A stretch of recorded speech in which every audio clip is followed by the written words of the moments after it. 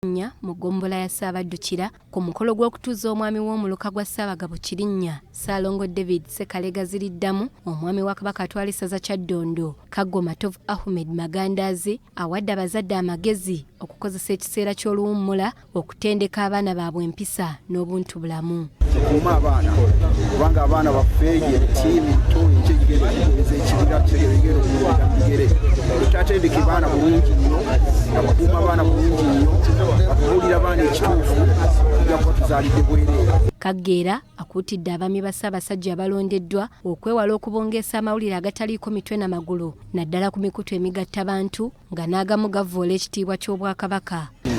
Balambike bulungi abantu ba Ssaabasajja Kabaka babuulire ekituufu bagaane kubeera nga bintu ebinga mu social media kwe batambuza bafune amawulire amatuufu okuva mu baami abatwala okugombolola obo bali kuba.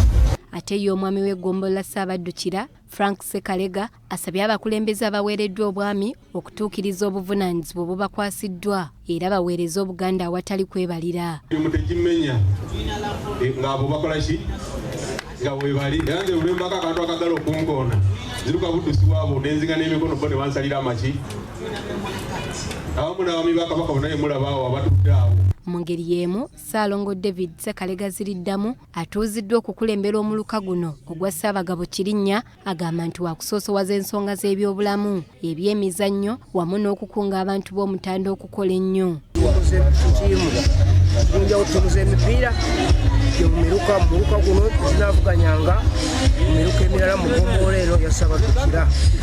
Ku mukolo gwe gumu abantu 4 bakwasiddwa ebyapa byabwe nga bano beegattira mu kibiina ky'okwekulaakulanya ekyatandikibwa mu muluka guno nga Ssaabaddu yakikulembera. Doreen Nakajiri, BBS Telefina.